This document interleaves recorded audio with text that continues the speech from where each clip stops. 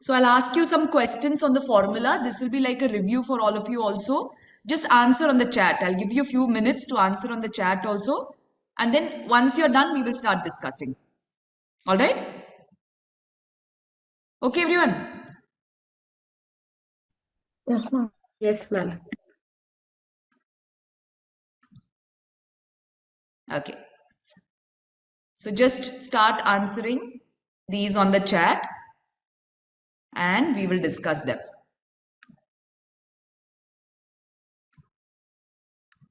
Okay, I think that's enough time. We will start discussing. All right. See, for the first one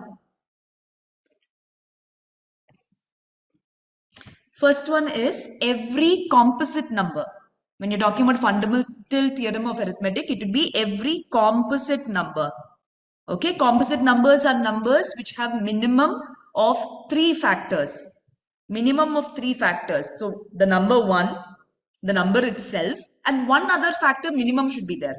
So every composite number can be expressed as a product of primes. Okay, it can be expressed as a product of primes, and this expression is unique. This expression is unique. All right? Apart from the order. So the order could be different.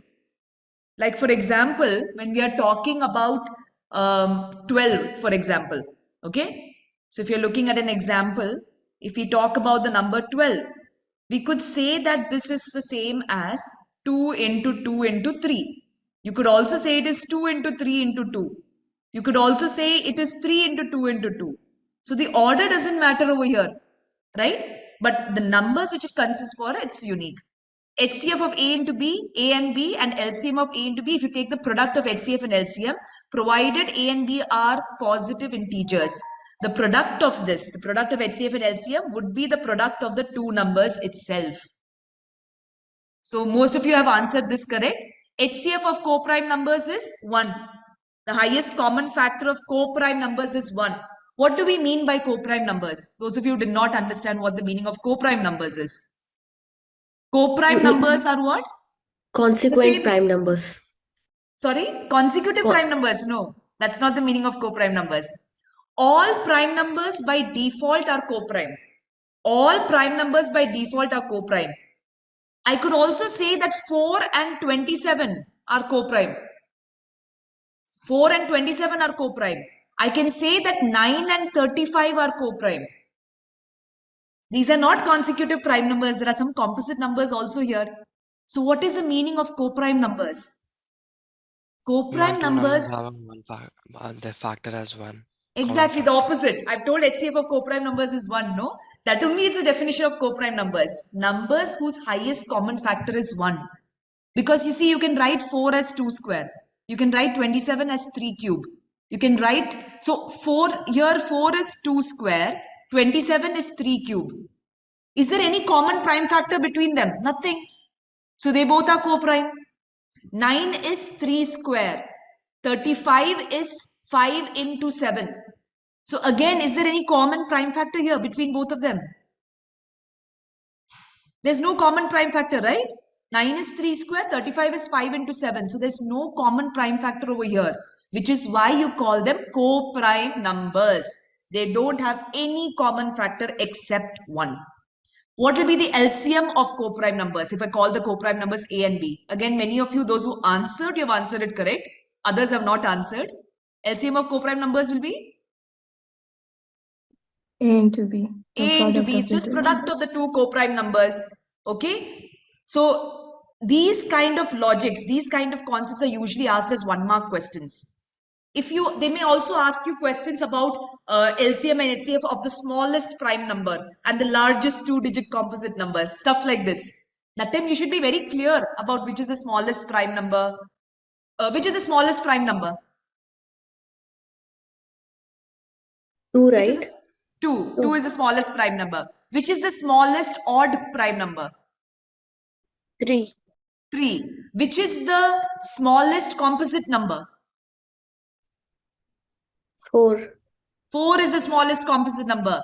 If some of you have thought 1 is the smallest composite number, that's wrong. 1 is neither prime nor composite. It's not a prime number, it's not a composite number, it's a unique number. All right? So these kind of relations you should be careful about, because these are easy 1-mark questions you can answer if you know the meanings of this. Okay, if A is a prime number, what will root A be? Root of any prime number would be? For sure, what will it be? Root of any prime number for sure will be what? Root of any prime number for sure would be? Irrational. Irrational. Okay, root of any prime number would be irrational. Now again, there can be some, because irrationality is part of your real numbers chapter. It's a very small chapter, right? You're having very few concepts to learn in this chapter, and many of them are repetition of what you have learned in smaller grades. See, if you have root A is irrational, root of prime number is irrational over here. What about the product of what about the product of two irrational numbers? Are they always irrational? No, no. No, Product ma'am. of two irrational numbers? No. Product of two irrational numbers can be irrational or rational. What about the sum of two irrational numbers? Irrational. Sum of two irrational numbers can be rational or irrational. Because if you have like 2 plus root 3 plus 4 minus root 3, this is an irrational number, this is an irrational number. But when you add them, what happens? It becomes rational. So sum of two irrational numbers could be rational or irrational. What about the sum of a rational number and an irrational number? What about sum of rational number and irrational number?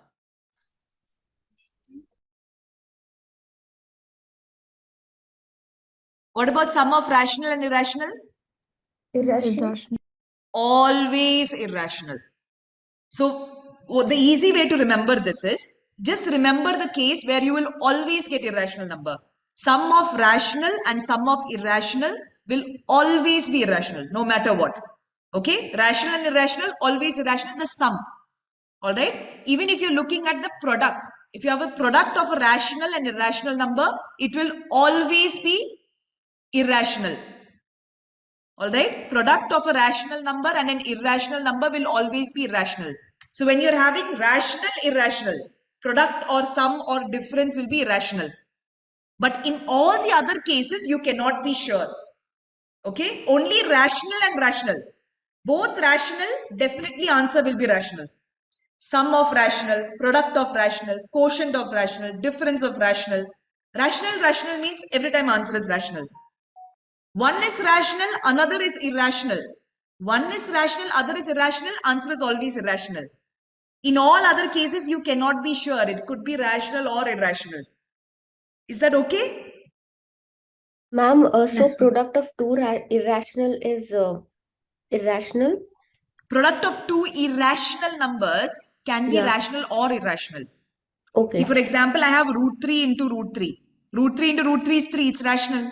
Yes, But ma'am. root 2 into root 3 will be root 6, irrational. Yeah. Yes, ma'am. Following? Yeah. Okay. And the next thing is, if you are having a word problem and you want to find out whether you have to find the HCF or the LCM, what should you do? See, first of all, yeah, tell me, Prashasti. We should see if the answer that we are expecting is smaller than the digits or larger. So if it's smaller, it's supposed to be HCF, and in larger, then it's supposed to be LCM. Yes, that is one way you could figure out. See, when you're finding out whether the word problem is expecting you to find out the HCF or the LCM, if some clues which you can use is,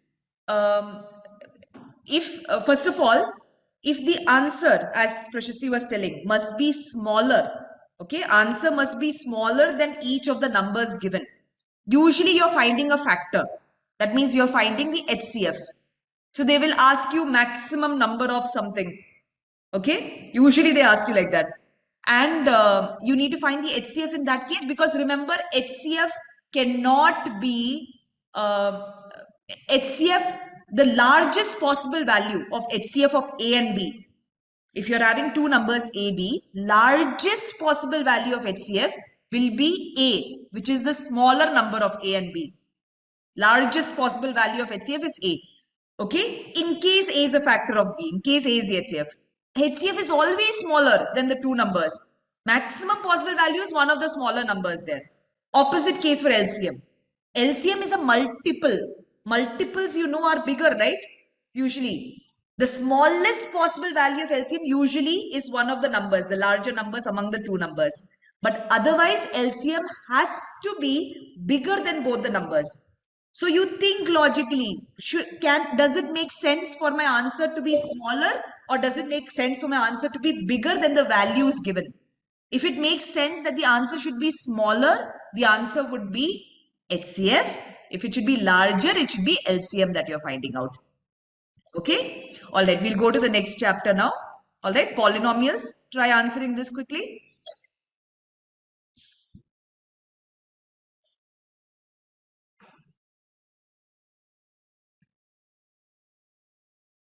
Answer this. Okay, we'll discuss this. Standard form of a quadratic polynomial.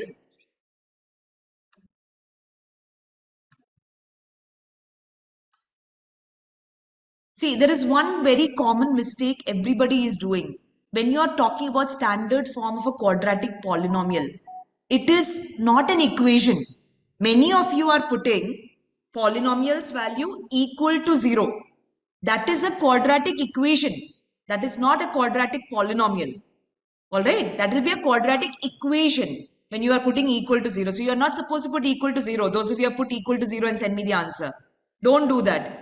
Alright, standard form of quadratic polynomial will be ax square plus bx plus c. That's it. You should not put equal to 0. Equal to 0 means it's an equation. And over here, a condition over here for it to be a quadratic polynomial, compulsorily a should not be equal to 0. A should not be equal to 0. The x square coefficient must not be 0. If that is 0, it will become linear. So that should not be equal to 0. Okay? Sum of zeros, which I am representing as letter S over here. Usually, we call the zeros of this polynomial as alpha, right? Or beta. So, sum of zeros, which is alpha plus beta, would be negative of x coefficient divided by x square coefficient. Product of zeros, alpha, beta, would be constant divided by x square coefficient. Alright? Okay.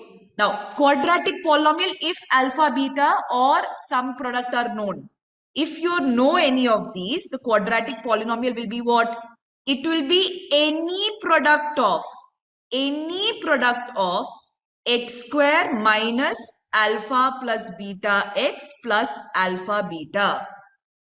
Any product, any constant. So sometimes in options, if it's a multiple choice question, they may ask you to form quadratic polynomial and you may not find the answer in your options. That time don't get confused. That is because any product, if I multiply each and every term with the same number, whatever polynomial I get, that can also be the answer. Alright? Ma'am, so k is represented as a real number. It does not have to be only an integer right now. It can be any real number. Yes, k can be any real number. There's no problem. Okay, it could be a negative number. It can be a positive number. It can be a fraction. Anything. It could be an irrational number even. There's no problem. All right? Yes, ma'am. Thank you, ma'am. Okay. So, k into x square minus alpha plus beta x plus alpha beta is the quadratic polynomial. All right? In case alpha and beta are known. What if the sum and product are directly given? Please don't make the careless mistake of adding sum and product and multiplying sum and product. Read the question carefully. If sum and product are already given, the quadratic polynomial will be k into x square minus some x. Put the x there. Plus product. Okay? Alright. Next one. Zeros of polynomial. I did not get the answer for this last one from many of the students. I think only few of you have answered.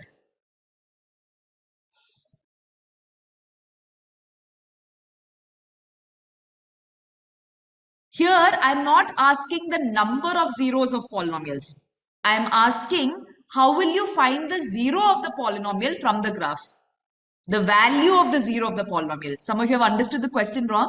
My question was not about how to find out the number of zeros. My question is how do you find the value of the zeros of the polynomial when you have the graph given?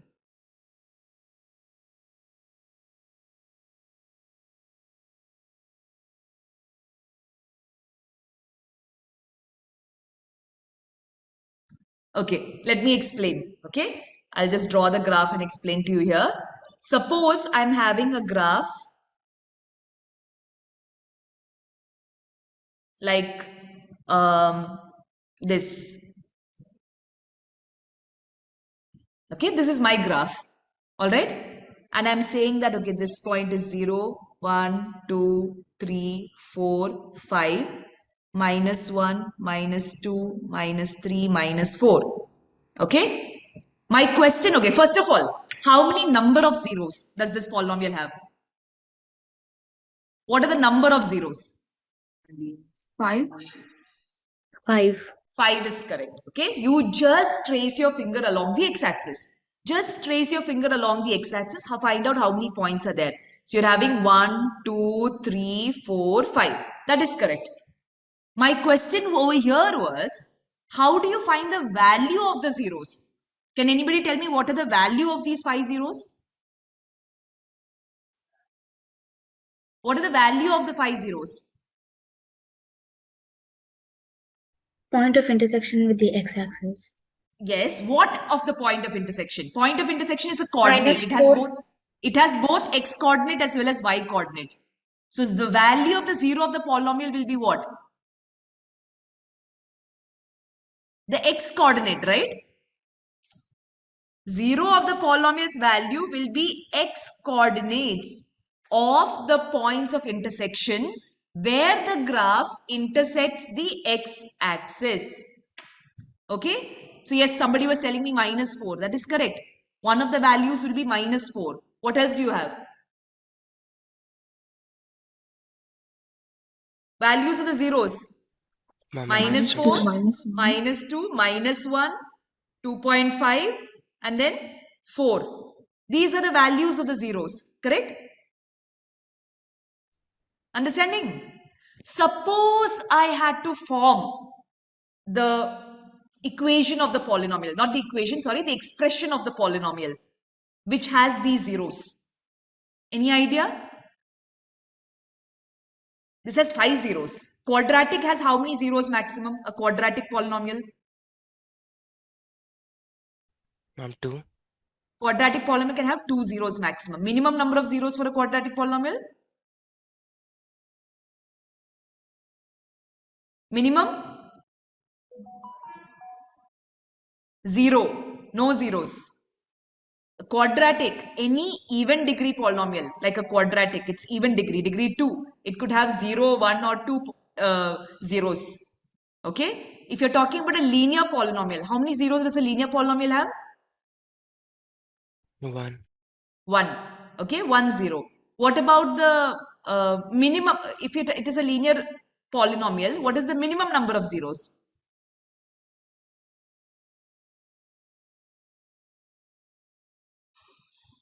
One 0 is sure. Okay, minimum number of zeros will still be 1. Linear polynomial always has 1 0. Okay. Anyway, over here, I'm having 5 zeros. My question was, how can I form a polynomial from this? What is the factor corresponding to -4? If -4 is a 0, what is the factor? X plus 4. X plus 4.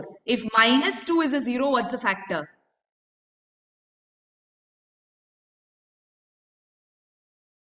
If -2 is a 0, x plus 2. If -1 is a 0, factor is? X plus 1. If 2.5 is a 0, factor is? X minus 2.5. Yes. 4 means, now all of you understood. So x minus 4 is a factor. Product of these factors. This could be the polynomial which is expressed here. or any product of this. This I just gave to you to understand, to make you understand the concept. I'm not expecting such big polynomials to come, but this is one thing which you can keep in mind. If you know the zeros, you can form the factors. And from the factors, you can get the polynomial just by multiplying all the factors. Understanding? Yes, ma'am. Don't worry, no tough question will come based on this. Maybe again, some constitutive type question can come as a 1 mark on this. Okay? All right. Let's go to linear equations in two variables. By the way, if anyone's having any other conceptual doubts in these chapters, as we are discussing, you can stop me. All right? I'm just trying to cover 50% of the chapters today. Remaining 50% I will do tomorrow. After we do 50% of chapters, I will take up doubt clearing and discussion on these 50% chapters. Okay? All right. Any other doubts in this chapter? No, ma'am. Okay. Linear equations. Let's revise linear equations. Okay. So over here, you're having the graphs. I've put the graphs over here for different pairs of linear equations. All right. There are graphs provided over here. From these graphs, you need to tell me what is the relation between the coefficients, okay, of linear equation in two variables. What is the standard form for linear equation in two variables? A1x plus B1y plus C1 equals 0. A2x plus B2y plus C2 is equal to 0. Okay?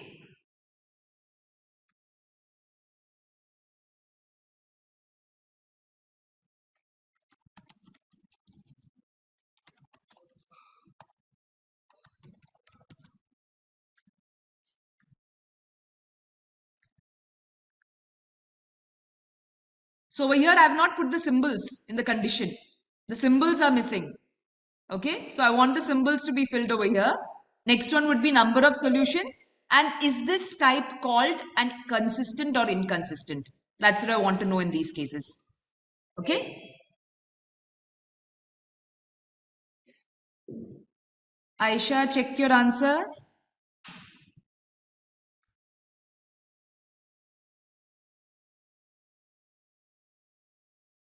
No need to write everything A1 by A2, B1 by B2. It will take you long time. Just put A, B, C.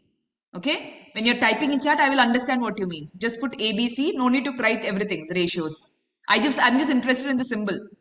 Equal or not equal. Okay, we will discuss. I've been seeing the solutions. Few careless mistakes here and there. Mainly a mix-up between parallel lines and the coincident lines. That is what I'm noticing over here. All right. So let's just resolve that. So the first type, what are these type of lines called? These type of lines are called intersecting. Exactly. You're having intersecting lines. Whenever lines intersect, how do you locate the solution? The solution would be the point of intersection of the two lines, right? Correct? The x coordinate will be the value of x. The y coordinate will be the value of y when you're having two intersecting lines. In intersecting lines, the value of C1 and C2 does not matter. C1 and C2 does not matter at all to check whether two lines are intersecting. You just need to ensure that the ratio of A1 and A2, that means ratio of x values, is not equal to ratio of y coefficients. Okay, ratio of x coefficients must not be equal to ratio of y coefficients. The number of solutions will be exactly 1 over here. What is the meaning of consistent or inconsistent? Consistent and inconsistent means, consistent is when you are getting solution. If you get solution, it is called consistent. If you do not get solutions, it is called inconsistent. So here you are getting a solution, right? One solution, it is consistent. All right. Next one, these are parallel lines. You are having parallel lines. Parallel lines are what? A1 by A2 will be equal to B1 by B2. But that ratio must not be the same as C1 by C2. It's not the same as C1 by C2. A1 by A2 equal to B1 by B2 but not same as C1 by C2. Okay. So this time, how many solutions do you get? You will get no solutions. 0. Number of solutions will be 0. No solutions. Okay? This is the condition for no solutions. So over here, is this consistent or inconsistent? Consistent. This is inconsistent because you're not getting solutions. When you don't get solutions, it's called inconsistent. Okay. Okay? Inconsistent. And next one, these are called coincident lines. Alright? These are called coincident lines. Coincident lines, what happens? Everything will be equal. Ratio will be the same. It's one and the same line. One and the same equation. Here, how many solutions do you get? You get infinite solutions. Okay? So this is unique solution over here. This is no solution. And here you're having infinite solutions. So what do we call this? We call this consistent or inconsistent? Consistent. Consistent. You're getting solutions. Consistent. But the first one, intersecting lines are called independent consistent. Okay? This is not very common, but just in case they ask, independent consistent is intersecting lines. And dependent consistent. Dependent and consistent you get for coincident lines. Okay, there we say it's dependent on each other. In the first case, it is independent. All right? A1 by A2 not equal to B1 by B2. So independent. A1 by A2 equal to B1 by B2. So dependent. So please, this type of question, it's almost 100% sure that it will come as a 1 mark at least minimum. Alright, so please remember these conditions properly. There is one special case of elimination. Substitution elimination methods all of you should know properly. Okay, especially elimination method. In this elimination, which is the special case of elimination we consider. Special case of elimination would be when you are having a1x, okay, when you have ax plus by is equal to c1 and you are having bx plus ay equals c2. So what's happening here? X and y coefficients are getting interchanged. Correct? Yes, ma'am. Okay, what do you do in this case? What We is the first method? add and subtract. Yes, you add first and second equation. You simplify this third equation. You subtract first and second. When you subtract, you will simplify this. Usually, this equation will have x plus y. It will give you x plus y value. Usually, this one will give you x minus y value. Alright? So, this is a special method. It will make solving very easy. Don't forget this. Especially when you're having big numbers. Sometimes in these questions, they ask you to find out the value of x plus y. Or find the value of x minus y. It can come as 1 mark also. That time, don't assume it's a very tough, long, big question. It's easy to solve.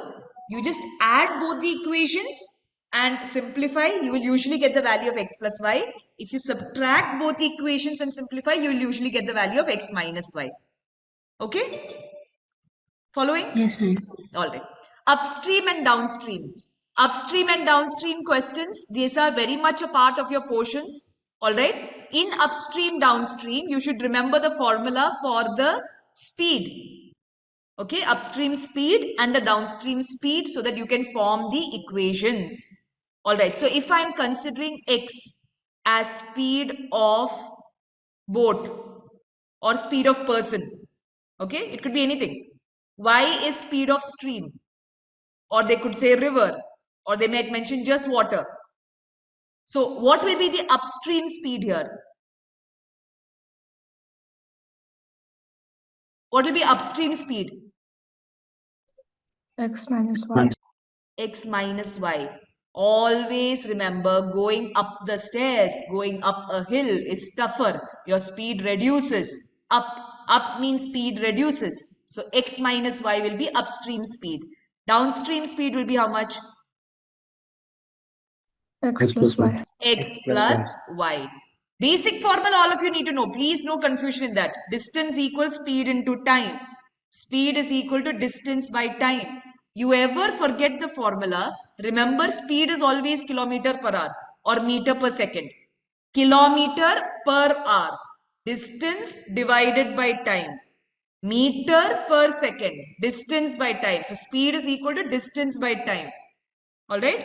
So using this, you have to form the equations. When you have to form a number using digits, if x is the tens digit and if y is the ones digit, what is the value of the number? 10x plus y. Value of number will be 10x plus y. Sometimes you get questions where you are asked about difference between digits.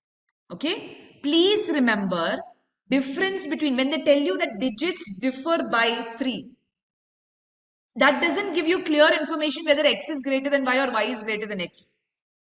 It could be x minus y is 3 or y minus x is 3 when they tell you digits differ by 3. So in some of these questions, you might have to take two cases. Whenever you get a digit which is negative, you get a digit which is a fraction, that means you have made a mistake. All right. Remember, in these questions, digits have to be natural numbers. Okay. That's about it, right? In this chapter. All right. Yes, ma'am. Okay. Quadratic equations. Yes. Please answer this. Okay, many of you are answering this correct because these are standard formula which all of you should have memorized. Those of you are not able to answer, see, when we are discussing this, another reason is, as we are discussing, you will also realize whether you have forgotten something, you have missed out on revising something. So ensure that you're going back to that and doing a revision, writing those formulas and practicing again. Okay, standard form we already discussed earlier, right? We saw that the standard form, you would have ax square plus bx plus c is equal to 0, provided a is not equal to 0. So here it's an equation. So in quadratic equations, you should make sure that a is not equal to 0 and you should have an equation that means equal to 0. The values of x which we get when we solve a quadratic equation, they are called roots. They are also called solutions. Roots or solutions means the same. It is the same meaning as zeros have when we are talking about polynomial. To form a quadratic equation using roots, it is the same logic like forming a quadratic polynomial using zeros. So those formulae I have not repeated here. But please remember that everything you learned in polynomials is valid here also. Okay. Only thing is you don't have to multiply by k when you're forming the quadratic equation because you're having equal to 0, no? So that k does not matter. It's going to get cancelled anyway. All right. Quadratic formula. Quadratic formula is a formula for finding out the roots without factorizing. So factorization method, all of you need to know. Splitting the middle term, very important. You need to know how to find roots splitting the middle term. Quadratic formula will be x is equal to minus b, okay, plus or minus root of b square minus 4ac, full thing, the full thing divided by 2a. Now, whatever is inside the square root symbol, whatever is inside, that is called the discriminant. So, discriminant will be b square minus 4ac. Okay, some common mistakes here. Some of you, when they ask you discriminant value, you take discriminant value itself as root of b square minus 4ac. You're including the root. Don't include the root when you're finding discriminant value. Discriminant is only b square minus 4ac, no root symbol. Okay. Another mistake is in this, taking 2a divided by 2a, some of you take it only for the discriminant. That is wrong. The full thing divided by 2a. Another mistake is not putting brackets properly when you have negative number. If the value of a, b or c is negative, please make sure you're putting that along with the negative sign in the formula. Otherwise, you'll make careless mistakes there. Okay. So here remember there are two values of x which is possible. One value of x is minus b plus root of discriminant by 2a. Another value is minus b minus root of discriminant by 2a. Alright? Following this? Yes, ma'am. Okay. Now condition. D greater than or equal to 0. The first condition. I'm just going through your messages in chat. For the first one, D greater than or equal to 0 just means real roots. It could be equal or it could be distinct. That is just the condition for real roots. If I'm writing D greater than or equal to 0. If you're writing D greater than 0, that means you're having real and distinct roots. If you are having D equal to 0, that means real and equal roots. Okay? Real and equal roots. And if D is less than 0, if D is less than 0, it will be no real roots. The roots are not real. Alright? So real roots, real and distinct, real and equal, no real roots. Ma'am, Yes. the first one is greater than or equal to, right? Greater than or equal to, yes. Okay. When we are putting the condition, when they say only real roots, that means you take greater than or equal to. Okay, now few things which you all have to remember. Sometimes when you're trying to find the values, like there are some questions, no, where you have to find the value of k. You're solving and you need to find the value of k. Like they will give you something like kx square minus 4x plus 3. This equation has a real roots. Find the value of k. So when you, in the process of doing the steps, you might get a step where you're getting, maybe you're getting okay, you're getting like this step. K square is greater than or equal to A. Okay? If you're getting a step like this, K square is greater than or equal to A. If they have mentioned K is positive, if they have mentioned K is positive, definitely K will be greater than or equal to root of A. Okay? If K is positive, for example, if you are having K square is greater than or equal to 4 and they have already mentioned K is positive. So what are the possible values of K then? If I'm telling you while solving, if in the final step you're getting a step like this, K square greater than or equal to 4. Okay? And if we already know K is positive, what does it mean? K is greater than or equal to what? 2. K is greater than or equal to 2. Correct. What if it is not mentioned that K is positive? What if you have to take all possible values of K? Then what is the answer? Plus minus 2. No, you should not write like that. What you should do is, you should say K is greater than or equal to root A or K is less than or equal to minus of root A. Okay, I am repeating this. Suppose you get a step like K greater than or equal to 4. Okay, K square greater than or equal to 4. What that means is that K is greater than or equal to 2 or K is less than or equal to minus 2. Does this make sense? Because even if you take a number less than minus 2, suppose you take a number like minus 3. What is the square of minus 3? Square of minus 3 is how much? 9. 9. Square of minus 3 is 9. And 9 is what? 9 is greater than 4, right? 9 is greater than 4, no? So even if k is minus 3 square is becoming greater than 4. Correct? Ma'am, I didn't understand that. How is K greater than or equal to 2, but it's smaller than minus 2? Or, I'm telling, they're asking for possible values of k. So Oh, when they're okay. asking for possible values of k, we are just finding out all numbers values of k which satisfies the condition that square of the number must be greater than 4. Yes, ma'am. Okay, the square of the number Yeah. is greater than 4. We are finding out all values which satisfies this condition. Alright. See, for Yes, ma'am. example, when I give you an equation like 3x square minus kx plus 5 is equal to 0 is the equation. And I tell you that this must have real roots.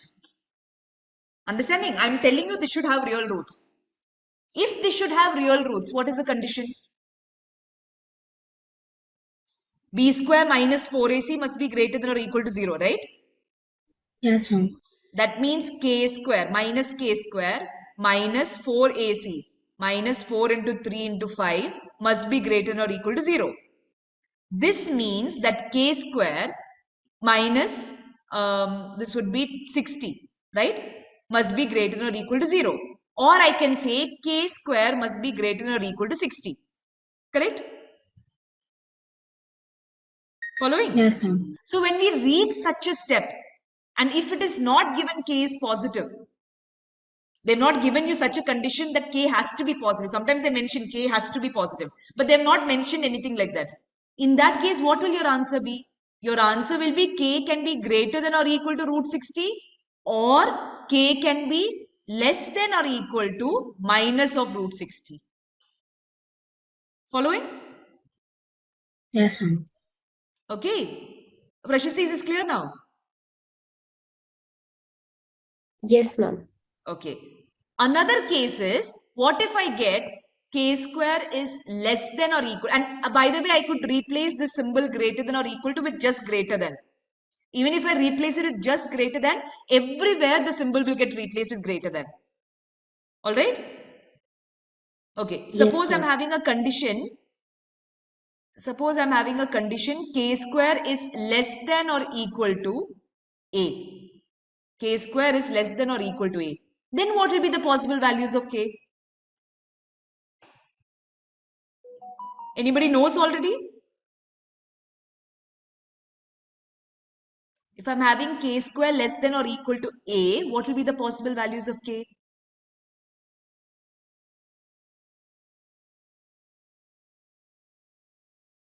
What will be the possible values?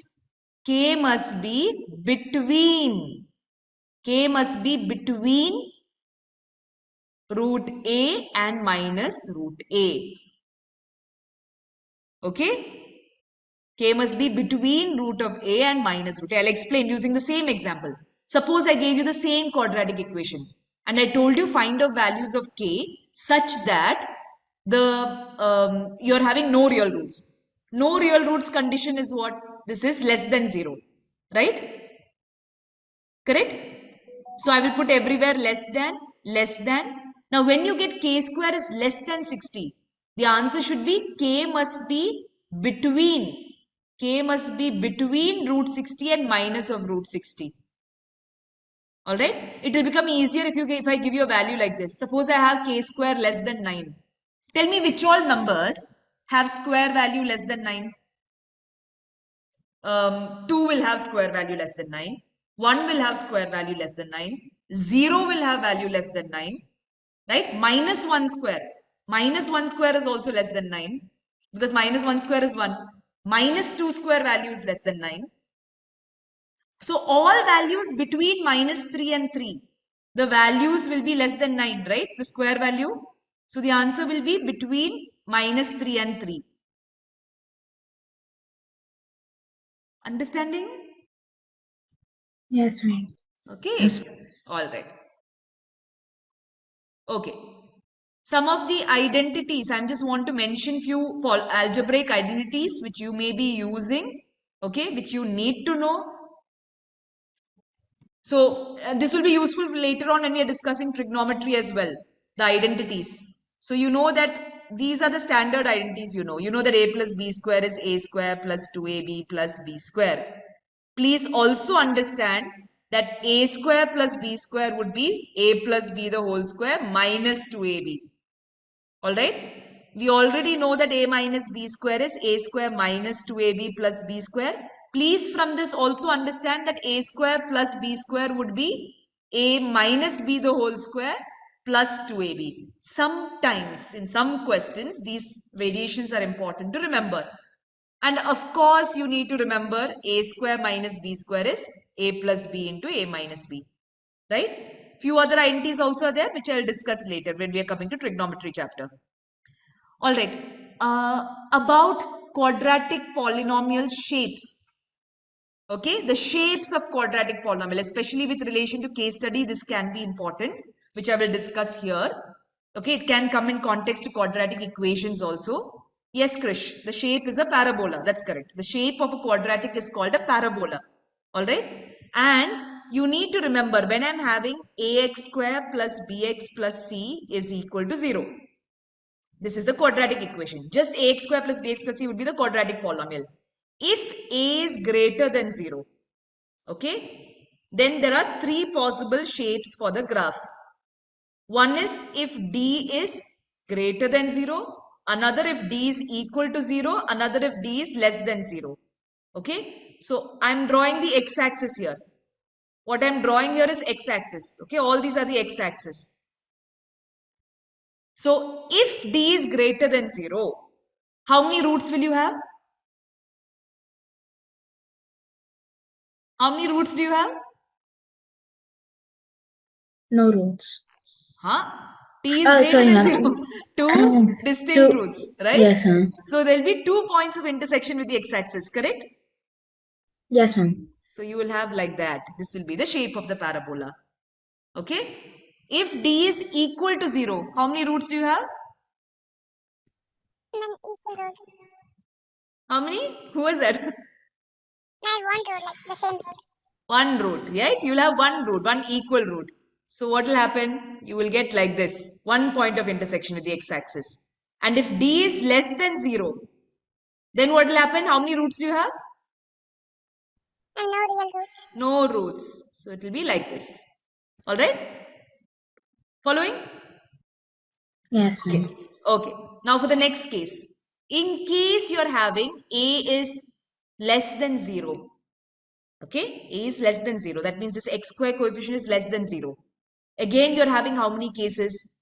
D greater than 0. D could be equal to 0 or D could be less than 0. Alright? I'm drawing x-axis in each case because only x-axis matters to know the shape properly. If D is greater than 0, if d is greater than 0, that means how many roots you have? 2 real roots. So the shape would be like this. It's an inverted U if a is less than 0. In many case studies, this shape comes. I've already discussed this in the class also earlier. Jumping off a diving board, throwing a ball, right? All this you're having is inverted U shape. Correct? If d is equal to 0, it will be like this. And if d is less than 0, it will be like this. Okay? Because here Yes, you can ma'am. see no point of intersection, no roots. Here one root, one point of intersection. Here 2 roots. Fine? Yes. Yeah. Any doubts here? No, ma'am. I know it's already past 11, but I would like to discuss maybe 2 more chapters at least now. Arithmetic progressions and coordinate geometry at least. Then we'll go to doubt clearing, okay? Let's just discuss these two. I will give you a short break during which you can collate your doubts and then we can continue. Alright, arithmetic progressions. Let's finish this. So I want to know, first of all, the form of an AP. Okay, if I'm having A1, A2, A3, how should those terms look like? What is the common difference? What is the nth term of AP? Alright, formula for sum of first n terms. Here I want, in the fifth one, I want the relation between nth term and sum of n terms. I want the relation between nth term and sum of n terms. Alright? Try doing this. Okay, so A1 we generally write as A. Yes, right, Annette. A1 we write as A. A2 then would be A plus common difference. A3 would be what? The previous term, add common difference again. So that means it will be A plus 2D. So we know that any AP, if you are having an arithmetic progression where you're having first term, second term, third term and so on, up to nth term, this would be of what form? A plus D, A plus 2D and so on. Right? How do you determine whether the given sequence is an AP or not? For that, you must have a common difference when they give you a sequence and you need to check whether it is an AP or not. Or sometimes what happens is they give you 3 terms and they will ask you to find the value of some missing variable. That time what we should do? We should ensure that the common difference is same, equal throughout. So how do you find the common difference? Yes, good, Kisa. Krish, yes, okay. So over here, we are going to get D. The common difference we know is A2 minus A1. But if you want to check whether the given expression is in AP, you should find out whether A2 minus A1 is same as A3 minus A2, whether it is same as A4 minus A3 and so on.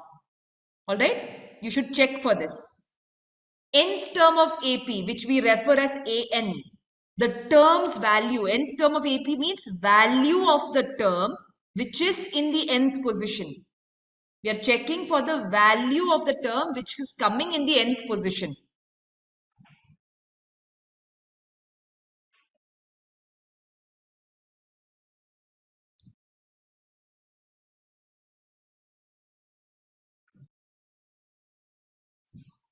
It will be what? A plus n minus 1 into D. Alright? What is the sum of first n terms? Sum of first n terms, there are two formulae for Sn.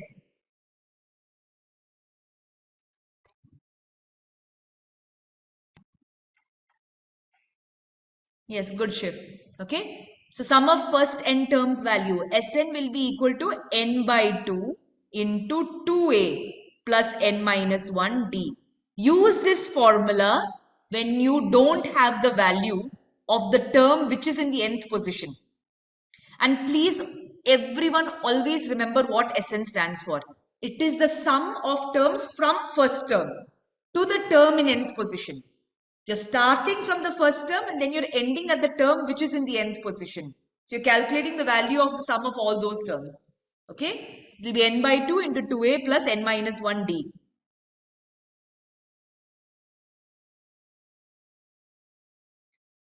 Sn will also be equal to n by 2 into a plus an. First term plus the term in nth position if you know the value of the term in the nth position. So suppose you want sum of first 50 terms and you already know which is the 50th term. Then you can use this formula. If you already know what is the sum of, what is the last term value, you already know the last term and you want to find the sum of all terms, then also you can use this formula, n by 2 into first term plus last term. Okay? Alright. If you know the sum of n terms value, if you have an expression for sum of n terms, how do you find the nth term? An. Fifth question is, how do you find the nth term if you know the value of Sn? Some expression for Sn is given. You already know a formula for Sn. How can you use that to find the value of term in nth position? So suppose I have a formula for Sn. Sn is equal to 5n square plus 6n. How can I use that formula to find the value of the 40th term, for example? An will be sum of terms up to nth position minus sum of n minus 1 terms. Okay?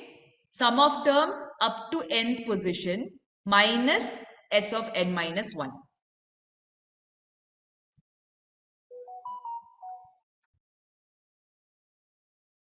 Not S1 minus S2.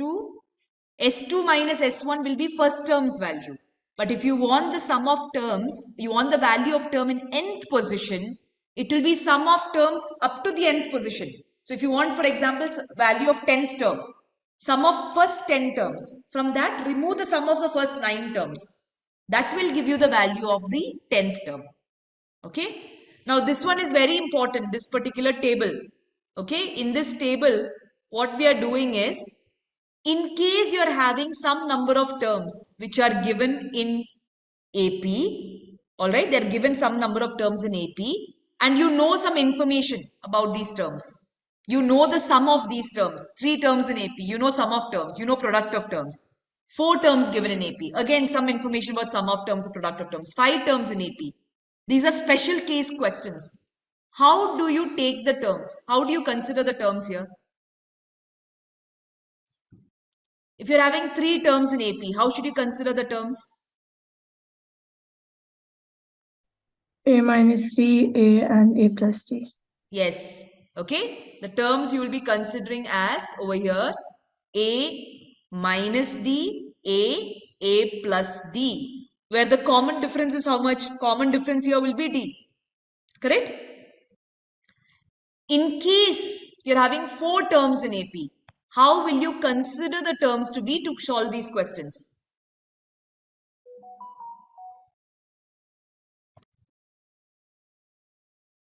A minus 2D.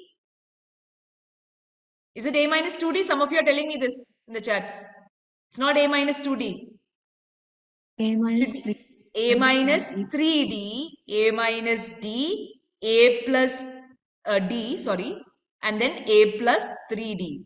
So what's the common difference in this case? 2D. 2D.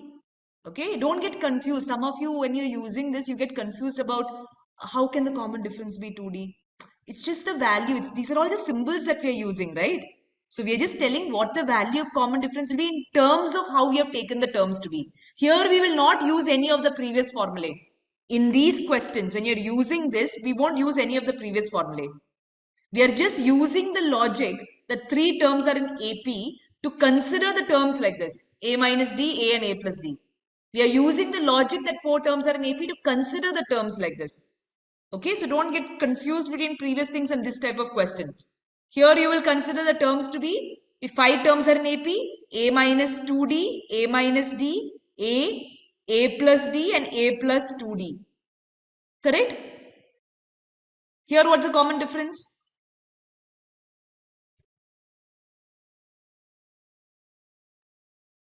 D. Correct. Okay. All right. Now for AP type of questions, one thing I want you to remember is when you are having questions like find out the numbers which are divisible by 7. Okay. If you're having numbers divisible by 7, what will be the common difference? What will be the common difference of all 7. numbers? 7 only. So if you're having numbers divisible by 9, what will be the common difference? 9. 9 only. So that only will be the common difference in all these cases when you're finding divisibility. And in this chapter and in probability chapter, you should be careful with counting numbers.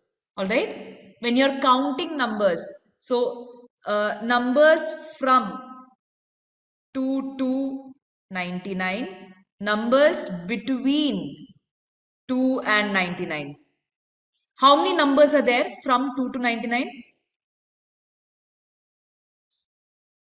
From 2 to 99 means what is the sequence we are taking?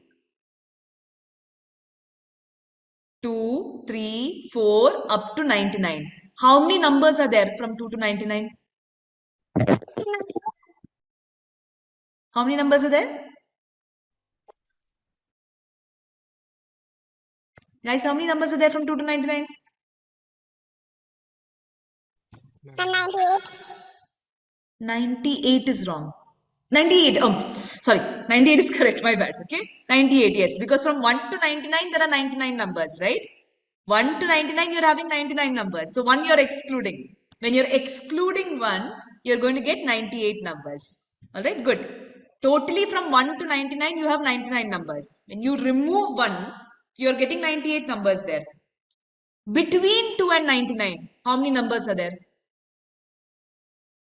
I'm 97. How are you counting that? Yeah, I'm on 96, You're having 96, 3, 4, 5, up to which is the last number? 98, right? So how many 96. numbers are there? Yes, it will be 98 minus 2 because you're not having the number 1 and number 2 is missing. 1 and 2 are missing, right? So that means from between 2 and 99 is same as from 3 to 98. So you're going to have 96 numbers here. So be careful with this when you're having counts of numbers. This will be important for this chapter also and even for probability chapter. All right? Okay? Okay, last, let's just do coordinate geometry. We'll stop here because we're spending quite a lot of time on this. I just wanted to recap. Remaining chapters I'll be doing tomorrow. All right? We'll go to question discussion after this. Yes, do this coordinate geometry. Distance formula, section formula, midpoint formula, centroid formula. If it's difficult for you to write in the chat, no problem. Recollect and just write on paper. Because I want to see if you're able to recollect it correctly and you're writing it down correctly and then we can discuss. Okay, distance formula. Now, distance formula, you're mainly using to find distance between 2 points. Okay, x1, y1 and x2, y2. Where is this useful, finding the distance between 2 points? It is useful to maybe check whether a triangle is isosceles, because you can measure the length of the sides by using distance formula. If you want to check whether it is an equilateral triangle, right angled triangle, you want to verify whether a given whether a given quadrilateral is, let's say, a square. You want to check whether all sides are equal. So in all these kind of situations, the distance formula would be useful for you. All right? Okay. So distance formula is, as many of you have told correctly, root of x2 minus x1 the whole square plus y2 minus y1 the whole square. Please remember that this distance formula is just another variation of Pythagoras theorem. All right. So if you remember your Pythagorean triplets, it's going to be very helpful for you to calculate distance in some cases. For example, if you get x2 minus x1 value as 6 and if you get y2 minus y1 value as 8, what will be the distance between the 2 points?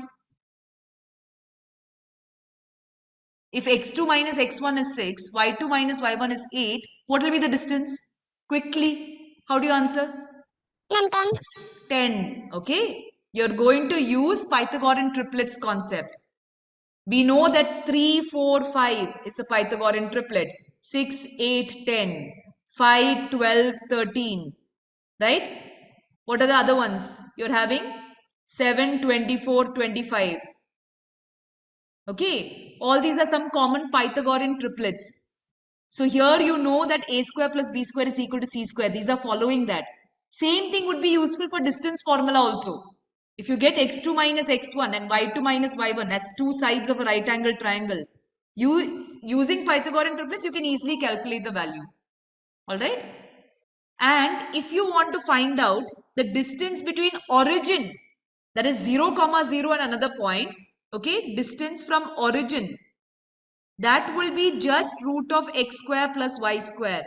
It is just root of x square plus y square. Simple. Okay. What is the distance? I have some questions for you. Okay. Think about it. The aim is to answer them quickly. Because if you're able to answer them quickly, it will help you for case studies. It will help you for 1 mark questions. Okay. The MCQ questions. What is the distance between 2, 3 and 2, 7? What is the distance between 2, 3 and 2, 7? 4. How much? 4. Yes, 4 is correct. You don't have to use distance formula over here to find distance between root 2, 3 and 2, 7 because the x coordinate is the same. When x coordinate is the same, the distance will be just the distance between 3 and 7. 4. Okay, if I want to find the distance between 5, 5 and 10, 5, what will be the distance between 5, 5 and 10, 5?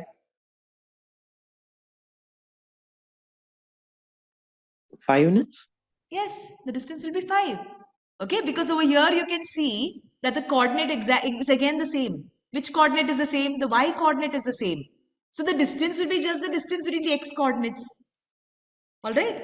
So please remember these kind of things. It will help you improve your speed. Even especially case studies when you're having pictures, images already given to you.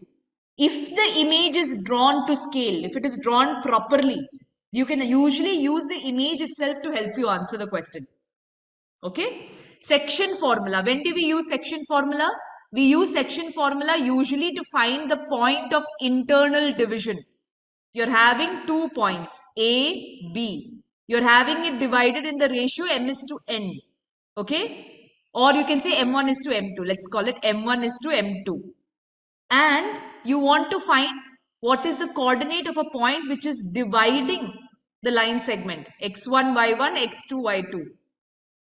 So here the formula will be what?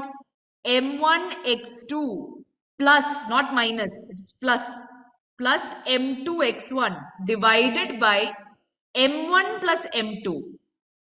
Then m1 y2 plus m2 y1 divided by m1 plus m2. Alright? Section formula is useful to find points of trisection. In trisection, you will take the ratio as 1:2, 2:1. All right. Now, in case ratio is not given, suppose you have to find the ratio for any question. All right. Suppose you need to find the ratio for any question, then which section formula will you use if ratio is not given? If ratio is not given, what will we consider the ratio as?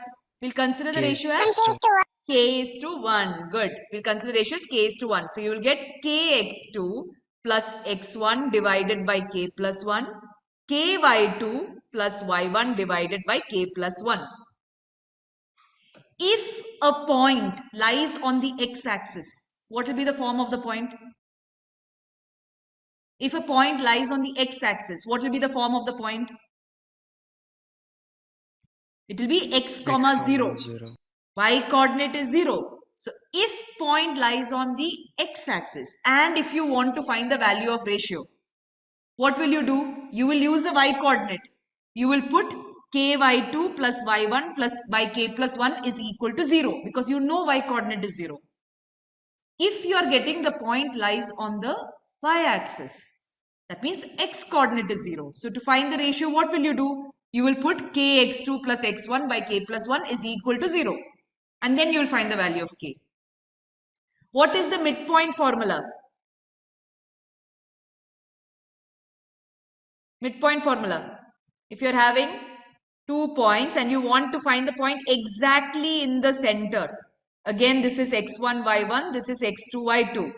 Midpoint formula says that the midpoint will be equal to x1 plus x2 by 2, not y1, sorry, x1 plus x2 by 2, y1 plus y2 by 2. Okay, where do we apply midpoint formula? If you have center of a circle, okay, you have radius given, you want to find, you have the endpoints of diameter given and you want to find center of a circle, you can use midpoint formula. In parallelogram questions, there is one important application of midpoint formula. Where do you apply midpoint formula for parallelogram questions? Notify the midpoint of diagonals. Yes, why do we do that? What property of a parallelogram are we using there? Diagonals bisect each other. Diagonals bisect each other. So if you are having a parallelogram and if you want to check whether it is a parallelogram, one question is test whether it's a parallelogram. Please don't find distance formula. Don't use distance formula. Find the measurement of opposite sides. It's going to take you a long time. Easiest method to check whether it's a parallelogram is you calculate what the midpoint of both the diagonals is. If midpoint of both diagonals is the same, then that means it's a parallelogram. Over. Next thing, if you want to find out a vertex, if you want to find out missing vertex, you want to find out missing vertex when you already know it's a parallelogram. That time also, please use midpoint formula. Many of you still make mistakes in this. You are using distance formula that time. No distance formula. Parallelogram question, if you have endpoints of diagonals, one diagonal, or if you have the meeting point of diagonals, you want to find the missing vertices, please use midpoint formula. Remember, midpoint of both the diagonals will be same. So over here, if I'm having A, B, C, D, I'm having a parallelogram. Please remember that midpoint of AC coordinate will be same as midpoint of BD coordinate. X coordinates will be equal, Y coordinates will be equal. Okay? What about centroid? What's the centroid formula? What's the meaning of centroid? First of all. Center of triangle. Not exactly. How do you define it properly? Meaning of centroid. What is the meaning of centroid? It is Where the the three lines intersect each other. Yes, it is the meeting point of medians. Medians. It's the meeting point of medians. So if I'm having a triangle, I made a mistake here. It's not altitude. It's medians. Medians means it is bisecting over here the base. Okay. The meeting point of medians is called the centroid. And centroid formula, if you know the vertices, I know this is x1, y1, this is x2, y2, this is x3, y3. Centroid will be x1 plus x2 plus x3 divided by 3 y1 plus y2 plus y3 divided by 3. This is the centroid formula. Okay? Okay. What we can do now is, as I mentioned, let us have a doubt discussion. All right? Anybody is already having any questions to discuss? I'm asking again because I've not received anything yet from anyone. Ma'am, like not doubt, but a quick tip, like for trigonometry, not the proving ones, but in MCQs, they sometimes give like tricky questions. So how do you crack those? Okay. For trigonometry, one type of MCQ would be when you have to check the value of something. Okay? Like, for example, they might give you an identity sort of thing. All right? Just as an example, now let me just think of an identity. One moment.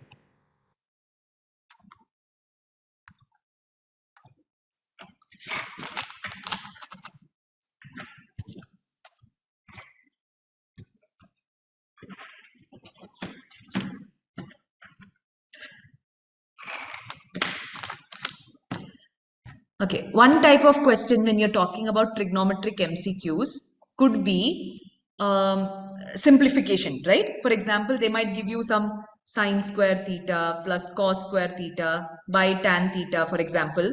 It is equal to, they may give you some values maybe like 0, 1, 5 or not defined, for example. Right? Right, Prashasti?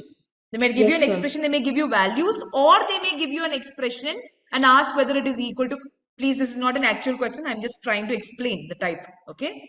They may give you cos theta, tan theta, sin theta, none of these, for example. All right? Yes, Okay? ma'am. One way you can do this is by actually using identities and solving it. Like if it is a value, we know it should be true for all cases. All types of identities, it should be definitely true. Right? So one way you can do it is actually solve it. So you may either get a simplified expression or you may get a number. But what happens is sometimes you may not have the time to do this or you may not be able to figure out. Like you are aware it's a 1-mark question. So you know that I'm not supposed to take too much time and you're not able to solve it fast. Easiest thing you can do is choose a value for the angle. Okay. Easiest thing you can do is choose a value for the angle. Like, okay, over here, I will take like this, okay?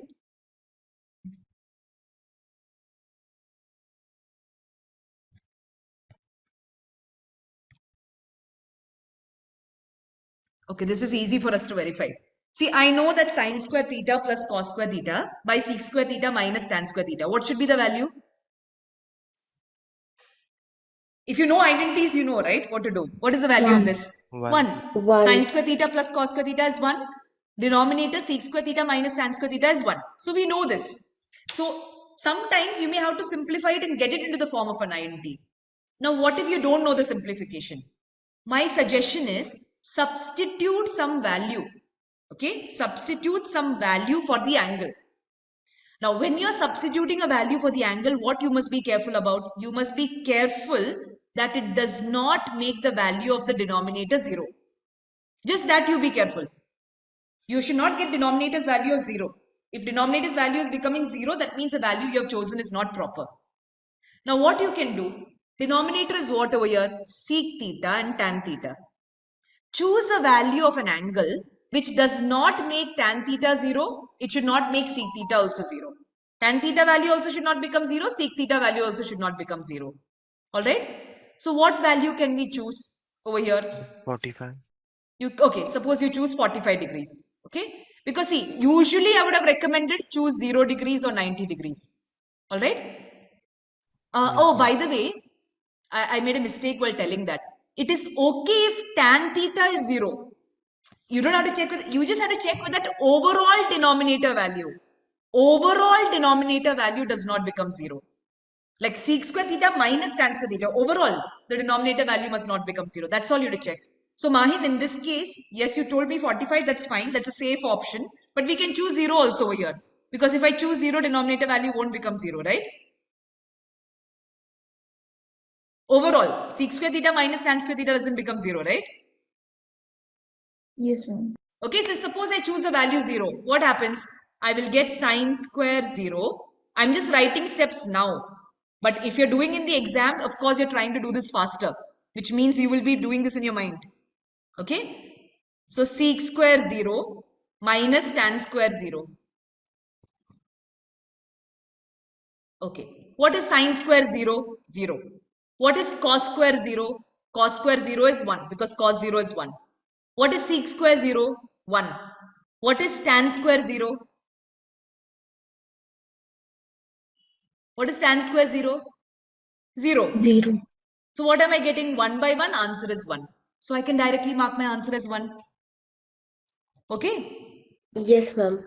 So in case you're getting all the answers as numbers, that means we know no matter what the angle is, it doesn't matter what the angle is, the answer should always be the same, right? So in 1 mark questions, usually this kind of method helps. You just substitute values for theta, ensuring full denominator value should not become 0 because division by 0 is not allowed. As long as full denominator value is not 0, substitute the angle and you can find the answer. Even if you substitute 45 degrees, you'll get the same thing.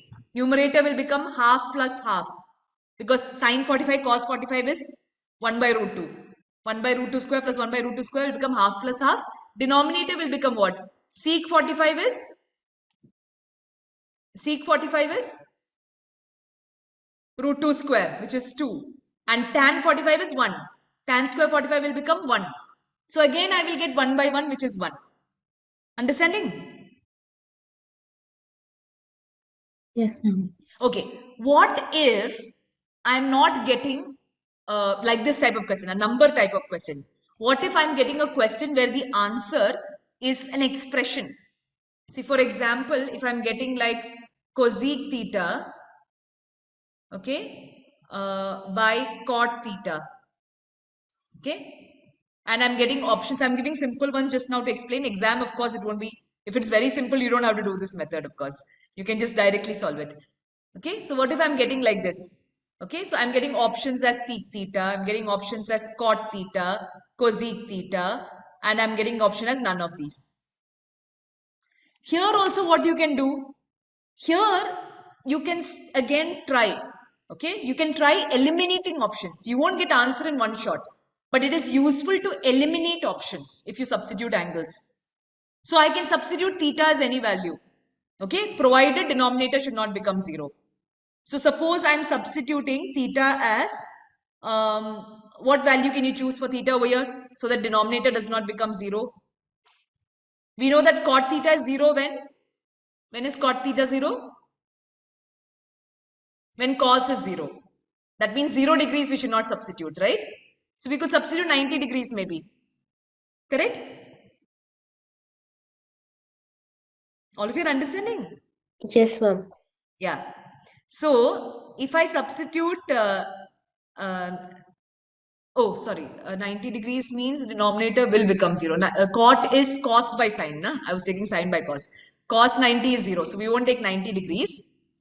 We can take what? We could take, okay, just to be on the safe side, I'll just take 45. No confusion then. 45 degrees. All right. So what do we get? Cosec 45 is how much? Cosec 45 is how much?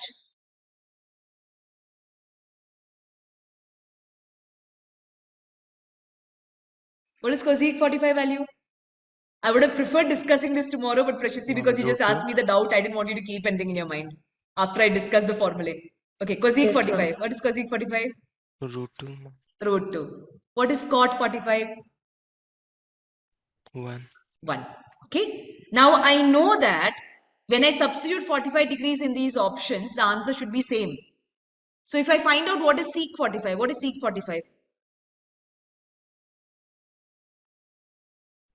Sec 45 Root is root 2. Cot 45 is 1. 1. Cosec 45 is Root Root 2. 2. root 2 again. So which option can be eliminated for sure? The option which can be eliminated for sure is this, right?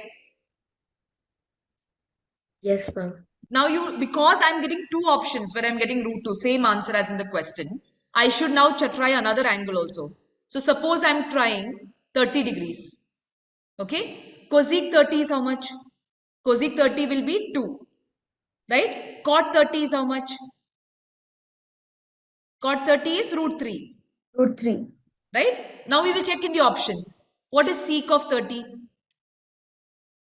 Sec 30 is reciprocal of cos 30. 2 by root 3.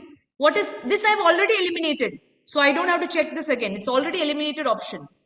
When I put over here cosec of 30, what is cosec of 30? Only 2, right? 2. So this is also eliminated. Correct? Understanding? Yes, ma'am. So Yes, the ma'am. answer could be option A. Yeah, ma'am. Right? By the way, see, I'm not telling you have to follow this method, everybody who's attending. Understand when you use this.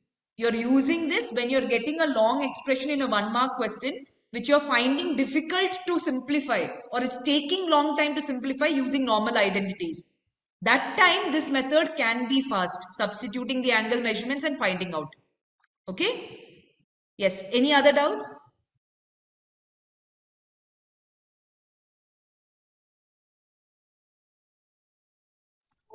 No, ma'am. Okay. Anyone else? Any other questions? No. Okay. So what I will do is we'll just pick up some, yes, splitting the middle term with roots.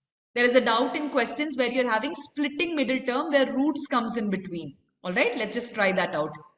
So if I'm giving you a question, okay, we'll do it together now. So tell me in this case, what should be the product in the first question?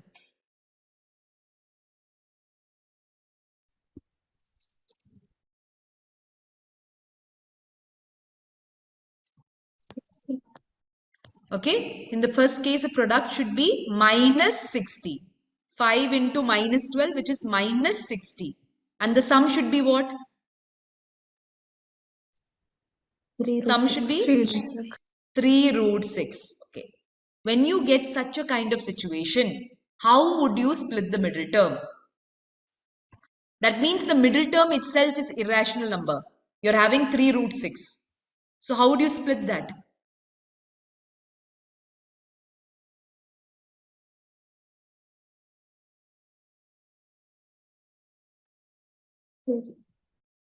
Sorry?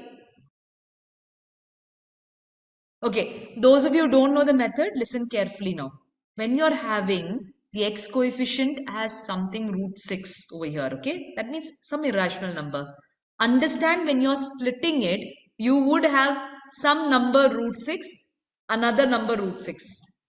Because that's the only way you can split. If I'm having 3 root 6, I could split it as 2 root 6 plus root 6. Or I could split it as 9 root 6 minus 6 root 6.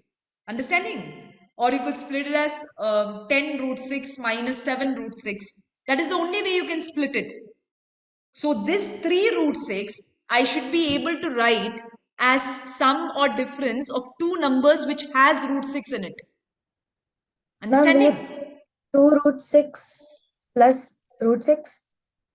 2 root 6 plus root 6 is 3 root 6. That is correct. But is the product of 2 root 6 and root 6 60? Ma'am, 5 root 6 and 2 root 6.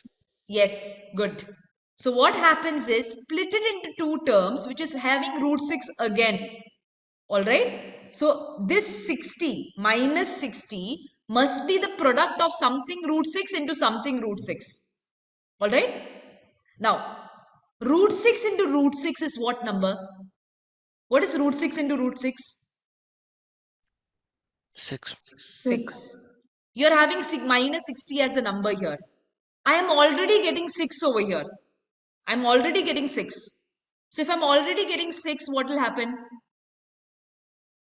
What is the remaining factor which is left? Minus 60 10. is equal to 6 into minus 10, right? Yes. Correct? So I know, again I'm repeating because some of you still has doubts in this. 3 root 6 when I'm having as the sum, understand that whatever you're splitting, both should have root 6 in it. That means in product also you're going to get root 6, root 6. What is root 6 into root 6? Root 6 into root 6 is 6. 6 into what is minus 60? Minus 10. So whatever numbers I put here, whatever two numbers I put there, the product of that should be minus 10. And what should be the sum? Product should be minus 10. What should be the sum? The sum should be this 3. Okay? Product should be minus 10 and the sum should be 3. Whatever numbers I put there. Because already I'm having root 6 here. So which two numbers have product of minus 10 and sum of 3? My 5 As Shiv root was 6 telling and 2 earlier, root. yes, 5 root 6 and minus 2 root 6. So the numbers you should fill here would be 5 and minus 2. 5 into minus 2, minus 10. Root 6 into root 6, plus 6. Minus 10 into 6, minus 60. So that is getting matched. Alright, 3 root 6. I will put 5 root 6 minus 2 root 6. Now 5 root 6 minus 2 root 6 is 3 root 6. Following this? Okay? So when I'm splitting the middle term, I'll be writing as 5x square plus 5 root 6 minus 2 root 6 minus 12. How do you factorize now? When you factorize here, what do you get? Here you should get x, sorry, I didn't write x. 5 root 6 x minus 2 root 6 x. 5x square plus 5 root 6 x minus 2 root 6 x. So when you factorize, what do you get here? What do you get here when you factorize? 5x plus 5x into x plus root 6. Here also you must repeat, right? Correct? So you must repeat over here x plus root 6. What will come out of the brackets then? I am having Minus 2. only x here. This is minus 2 root 6x. So what should come out of the bracket? Minus 2 root 6. Minus 2 root 6. Here I am having only x plus root 6. I am repeating this factor. Whatever factor we have there, we are repeating it.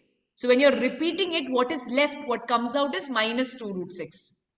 So you are going to get now 5x minus 2 root 6 into x plus root 6.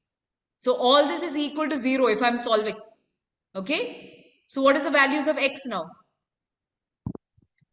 X is and 2 equal root to? 6 by 5 and minus root 6. Yes, very good. X is equal to 2 root 6 by 5 or minus root 6. Alright? Is this clear, Krish? Are you following this? Yes, ma'am. Okay, what the next question is easier type. Try this out. The next one is an easier type. Minus 3 plus 8. Okay, so the product of, okay, so let us just check over here. Product of the two numbers must be 4 root 3 into minus 2 root 3, which is minus 8 into 3 or minus 24. Okay, this should be the product. 4 root 3 into minus 2 root 3. Alright, sum should be plus 5. Which two numbers have product of minus 24 and sum of 5? It will be as you are Plus telling. 3 minus 8. Yes, good. It will be plus 3 and minus 8. So over here, but if you take plus 3 and minus 8, one problem is there. The sum It is should be plus minus 5, 3 no? plus 8. Sum is plus 5, right? So it cannot be plus 3 and minus 8 because sum is plus 5. Plus 3 Sorry, minus 8 will be 3 minus plus 5. 8. Yes, okay. What I will do is, I will put the number 8 first because I can see 4 over here. So put the number 8 first. You get 4 root 3x square plus 8x minus 3x minus 2 root 3 is equal to 0. Right? Yes, ma'am. Okay. So what do you get over here then? When you are taking, what should you take common 4x. out over here? 4x. 4x. So 4x into root 3x plus 2. Same thing should come here. Root 3x plus 2 is equal to 0. What will we take common out? What will be taking out? What is left? Root 3x into Minus what? root It's 3. minus 3x. Minus root 3. Root 3x into minus root 3 will be minus 3x. Okay. So we are going to get over here 4x minus root 3 into root 3x plus 2 is equal to 0. Alright.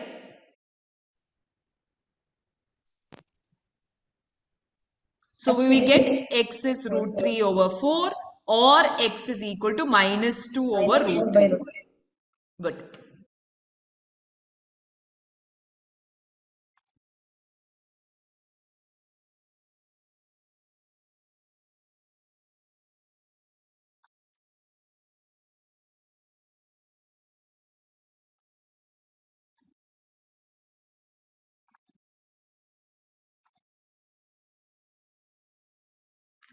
I just wanted to discuss one more important point with respect to polynomials, okay, which I missed out while doing the formula sheet.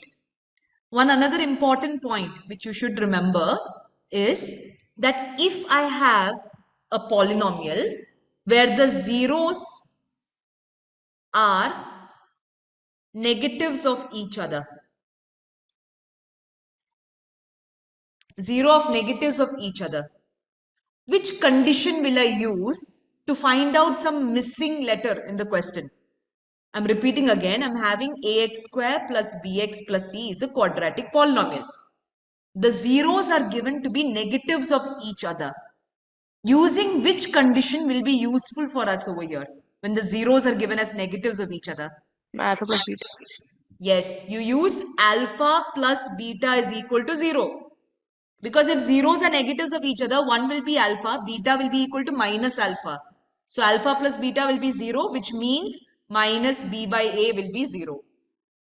If zeros are reciprocals of each other, what will you use?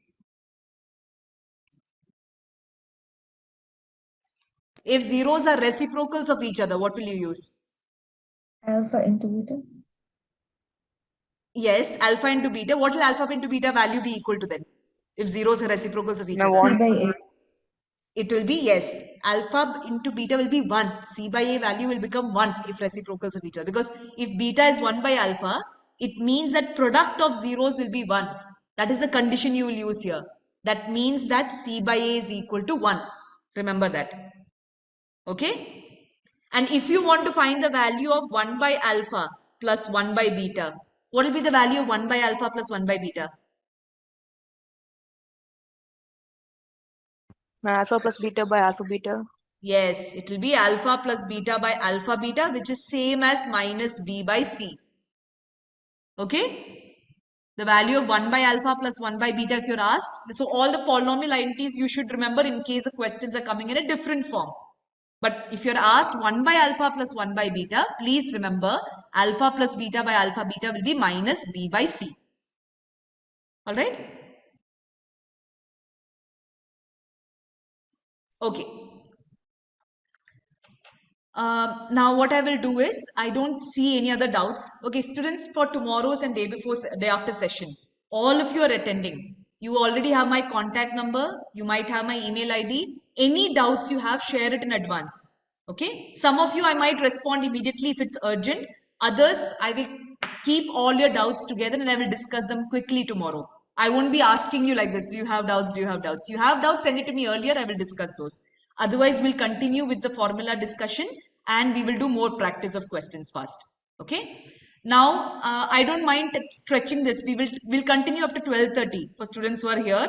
All right. We can stop at 12:30. And those students who have written mock papers yesterday, I would like you to stay back after 12:30. Okay. Because I want to do individual discussion of your mock papers. All right. Those students who have written the mock exam, please stay back after the session. We will do individual discussion of the mock paper. All right. Okay. Ma'am, speaking of the mock paper, can I please write it again because I didn't write it yesterday. After Hindi Yeah, exam, I was no too problem. tired. Yes, No problem. You can do it later. yes, ma'am. Okay. Thank you. All right. So I'll just pick up some questions for you all to solve. Okay, so we'll discuss few MCQ questions now. Okay, so all of you have, those of you have answered over here, have answered it correctly. So over here, this is an easy question where you can easily get marks if it comes. So you know that all you have to do is over here, find out 3 multiplied by which number gives you 195. Right? So we know that 3 multiplied by 65 gives us 195. These options are eliminated. Then you need to check 3 into 195 gives you which number. So 3 into 195 is x. So that will be 585. That would be the answer over here in this question. Simple question. Okay. This is the reason this comes is because you're having real numbers chapter. You're having factorization concept, right? That's why this would be coming. All right. Answer this one.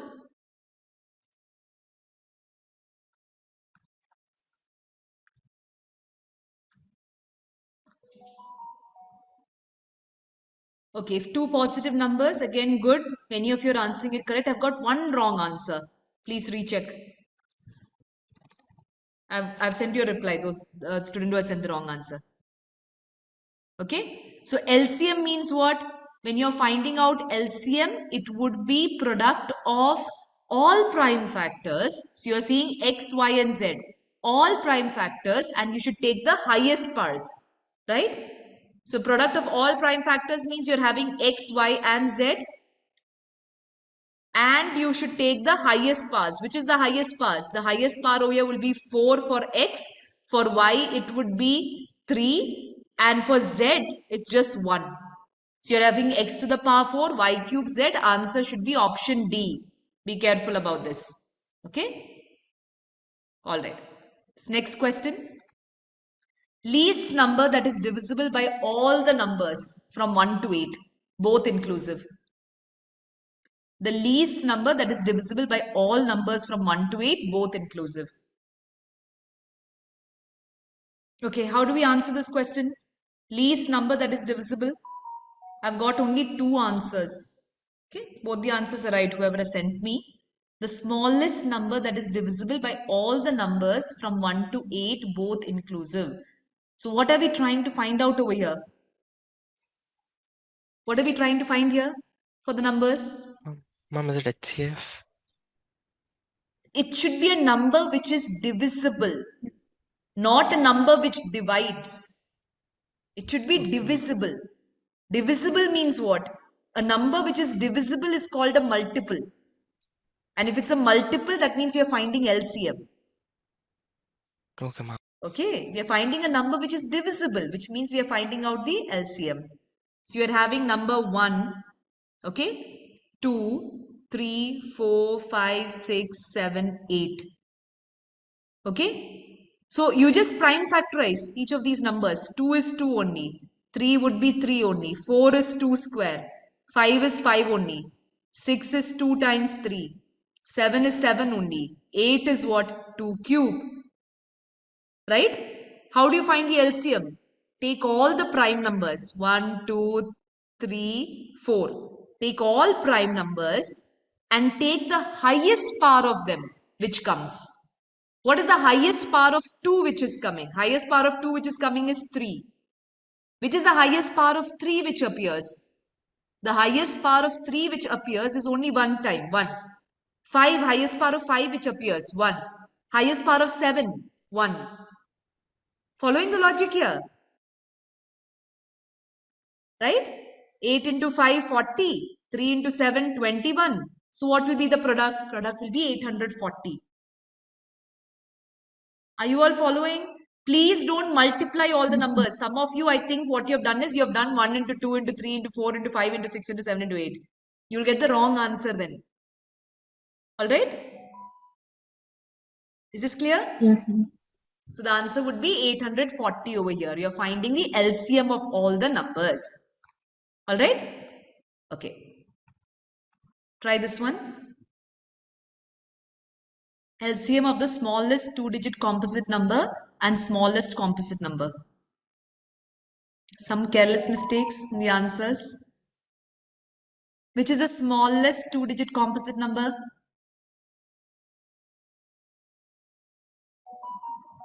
Which is the smallest two-digit composite number? 12. Is it 12? 10. 10. 10 is the smallest two-digit composite number, right? 10 is a composite number. 10 is the first two-digit Yes. number and 10 is a composite number. So 10 is the smallest two-digit composite number. So you need to find LCM of 10 and which other number? 4. 10 and 4, which is the smallest composite number. 4 is the smallest composite number. Alright. What is the LCM of 10 and 4? It is not 40. Thankfully, 40 is not there in the answers. 10 is 2 into 5.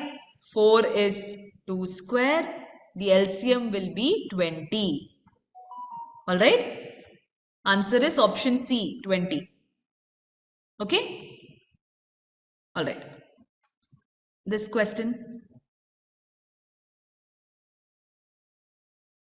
Okay, those of you are answering it correct. Good.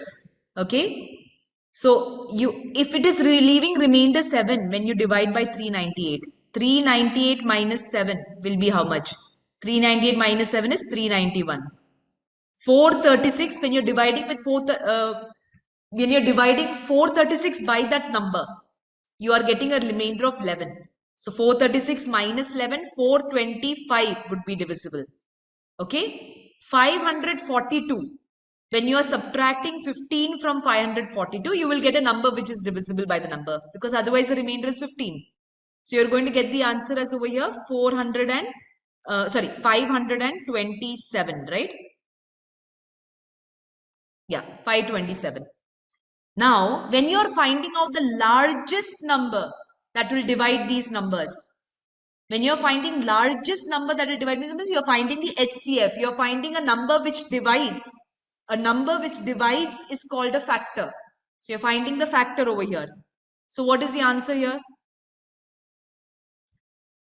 What is the HCF of these numbers? Now, what is the easy way to do this? See, is it going to be divisible by 45? You can eliminate. You don't have to check all options. You can do quick elimination also to check. All right. Will the number be divisible by 45? No, because any number in 45's table should end in 5 or 0, right? Ma'am, also not Yes. even numbers. Sorry? Also, we can eliminate 34 because it's an even number. Yes, exactly. 34 is an even number. All these are odd numbers, so these won't be in 34's table. So quickly you can eliminate 34. Quickly you can eliminate 45. Divisibility rule for 11 you already know. What's the divisibility rule for 11? Do you know? What's the divisibility rule for 11? Same number. No. Divisibility rule for 3 digits is not necessary that it's the same number. Divisibility rule is that the sum of digits in odd places must be either equal to, if you're taking, for example, I'll take a big number and show you. I'll take it to the example, better to explain. 3, 4, 5, 6, 7. I want to check whether this is divisible by 11. You add the digits in all the odd places and then add the digits in even places. Okay? So here 3 plus 5, 8. 8 plus 7 is how much? 15. Then you add the digits in odd places. 6 plus 4 is 10. Difference between 15 and 10 is how much? Difference between 15 and 10 is 5. 5 is not in 11's table.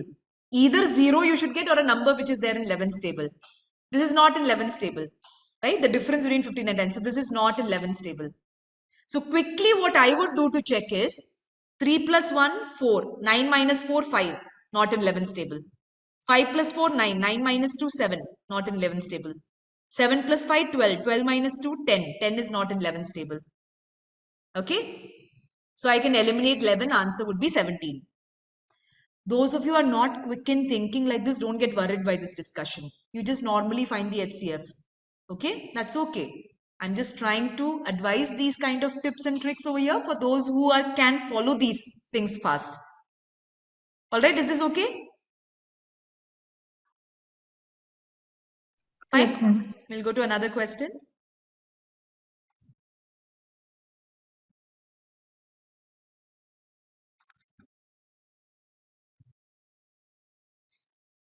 What are we finding here in this question?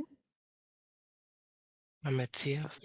You'll find HCF. Maximum number of students we are finding out who is sitting in each bus. Okay, of course, your answer cannot be greater than 312, 260 or 156. It has to be smaller than these numbers. So the answer should be some number which is dividing all this. Your aim is to divide these students into buses. So since you want to find the number of division here, all right, we are going to be talking about HCF over here. So then you can just find the HCF. So HCF method, I think all of you, we don't have to spend time discussing that now. All of you know, right? What will be the answer?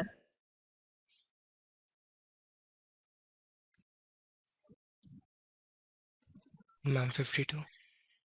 52 would be the HCF. Okay? You just find out the highest common factor of all these numbers. All right. Next one, last one from real numbers which I'm taking. Anyone wants me to discuss in detail, it's okay. I'm just trying to discuss more questions here. Next one, seventh one. There's a circular path around a sports field. Priya takes 18 minutes to drive one round of the field. Harish takes 12 minutes. They both start at the same time and at the same and go in the same direction. After how many minutes will they meet?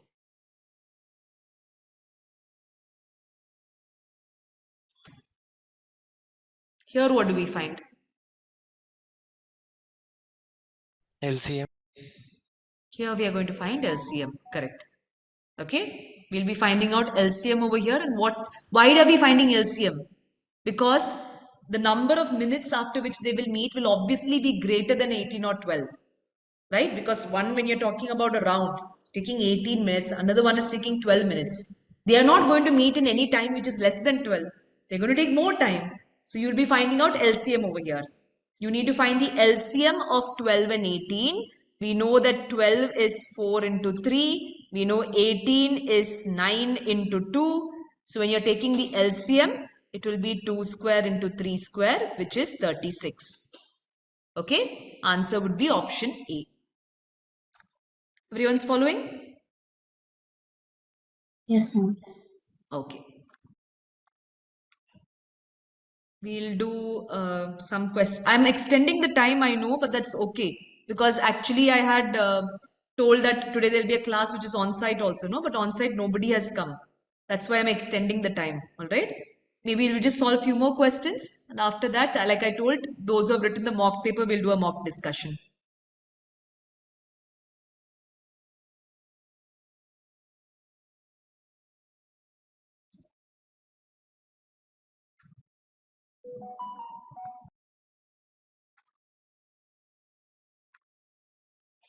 Okay, this one. One question which I hear when I show this is, ma'am, isn't cubic polynomial deleted? Okay, but you can answer this without your knowledge of cubic polynomial. Cubic polynomial, that part where you're learning new formula is deleted, yes. But still this question can come because this question can be answered without knowledge of that. Tell me what the answer would be.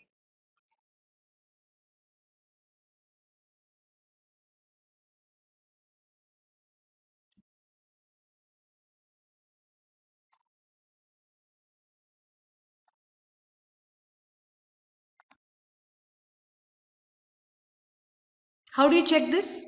Which are the zeros of this cubic polynomial?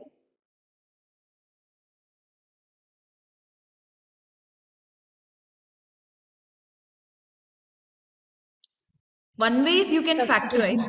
Another way is you can substitute options. Yes? You can substitute options. Is zero a zero of this polynomial? No, ma'am. No, 0 is not a 0. When you substitute 0, what will happen? It will become 0 minus 2 minus 0 minus 0 plus 2. Answer is not becoming 0. So this is definitely not the option. Every option is having 1 in the answer. So you don't have to check 1. You check minus 2, 2 or minus 1 you check. Maybe let us check minus, if you are checking over here, 2 or minus 2. Which one should be correct? Let's check 2. So when you're checking 2, what do you get? 2 cube minus 2 into 2 square minus 2 plus 2. This will cancel, answer will be 0, right? So definitely 2 should be there in the answer. That means option B is correct. Following? So you just have to check what are zeros by substituting and check. Please don't assume that just because cubic polynomial that part is deleted, that no cubic polynomial can come only in the exam. Nothing like that. These type of questions can still come.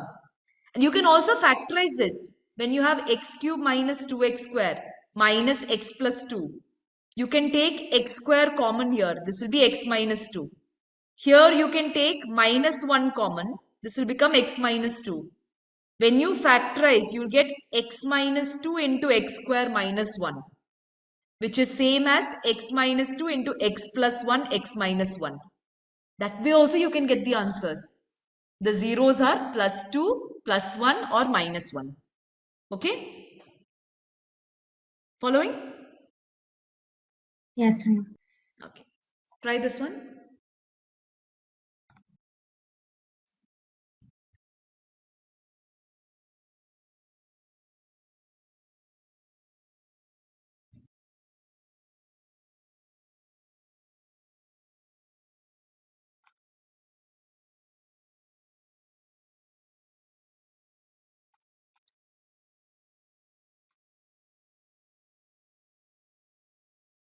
Okay, so answer yes, everyone's sending it correct. Who have sent? This is a simple type of question. You just substitute minus 3.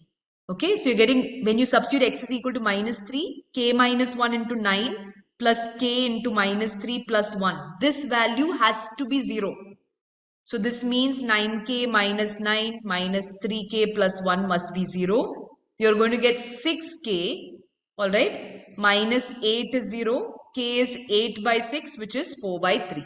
That's why the option is A. You're using the concept, same concept like the previous one, where in case you substitute that value of the 0, the value of the expression must become 0. Okay?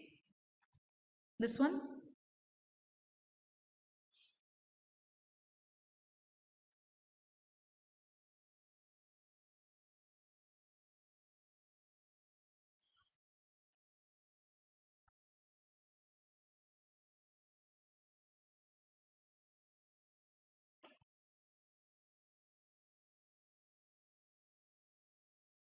I've got one answer here.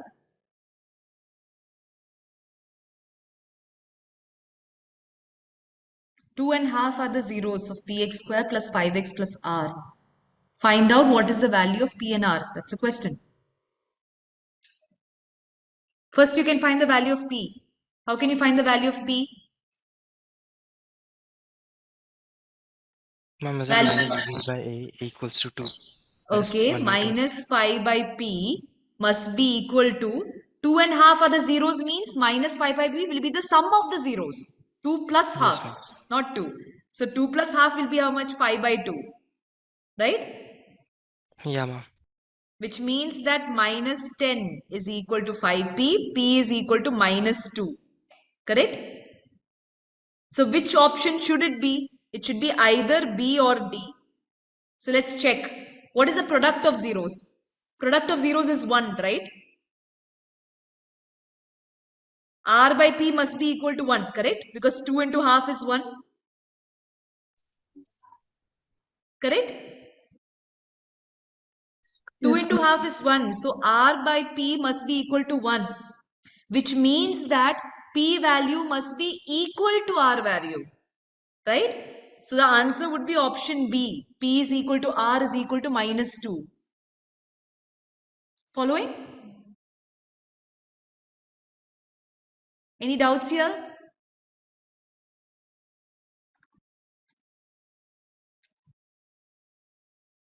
No doubts? No, ma'am. Okay, okay. This one?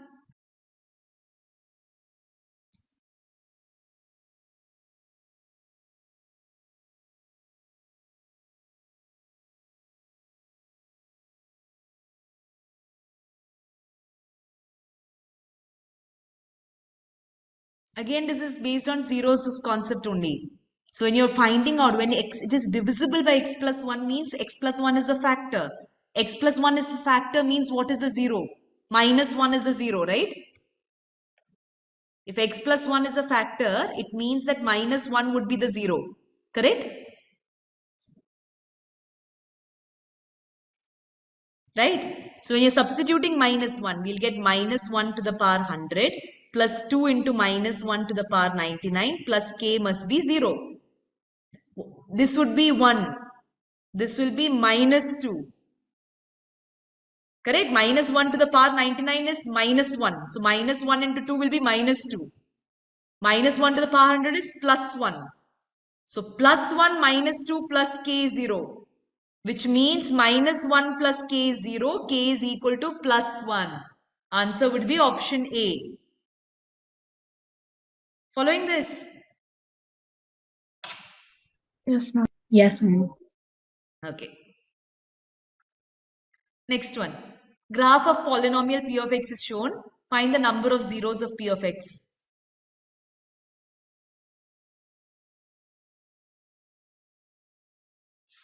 It's a simple one. Yeah, all of you are getting correct. Okay, no problem. B, that means 1, 2, 3, 4. You just look at the points of intersection with the x-axis. That's all. Right? This one, find the zeros of the polynomial.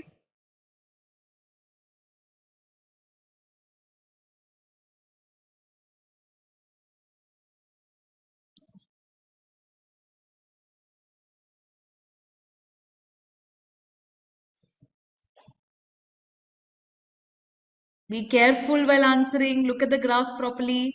Look at the options properly.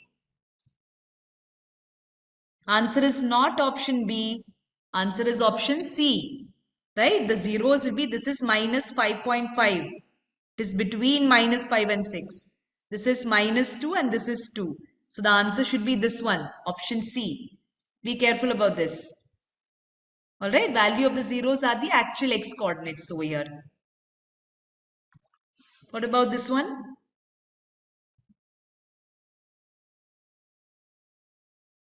Do you know what is a biquadratic polynomial?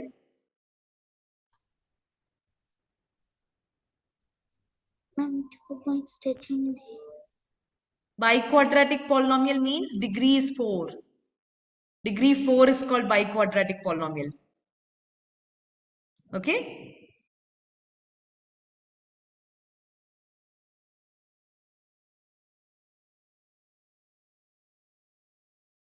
Degree 4 is a biquadratic polynomial, everyone. Degree 4 means it could have 4 roots maximum. Alright? What's the answer here? This one. This will be biquadratic. Okay? Option D. That's the best answer among these choices. Alright? Okay, what I'll do now is, I will stop for now today. Okay? Is this mode in which I'm taking the session okay, or do you want me to do something different for tomorrow? Is it useful for you, me doing a recap of all the concepts, or do you feel that that's not required?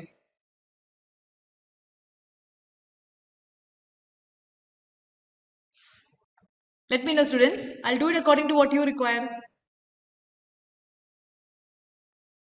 Ma'am, that's good. The recap part is good, but can you also do like more number of questions? Okay, then what I will do is, instead of leaving the questions for the end, we'll do recap questions, like that we will do it. Yeah, Yes, that might be yes. better instead of leaving the questions for the end. Okay, so I will do concept, and then based on that concept, we will do like this. Few questions, 5 questions maybe we'll do based on that concept. Then again, next concept and 5 questions. We can do like that then. Yes, miss. Yeah, that's okay. Okay, we'll do Yes, that miss. then. Okay. So yes, trigonometry revision. Yes, I know it's required. What I appreciate if all of you do is, see, trigonometry. Another thing is that in the class, it's a revision session. I cannot give you too much time to sit and solve. So what I want you to do is solve at home, practice at home. Questions which you're getting stuck, bring those back. Some questions I will pick, but it will become more useful if you are already practicing and you're bringing back questions which you want to solve. All right? Okay? Yes, ma'am. We'll do that. Okay, now those of you who have to stay back are students who have written the mocks, so that I can do an individual discussion with you on your mock performance. Okay? I'll be giving a 5 to 10 minutes break any which ways. After that, I'll just do a discussion individually with you. So we'll stop here this particular session. Thank you. Ma'am,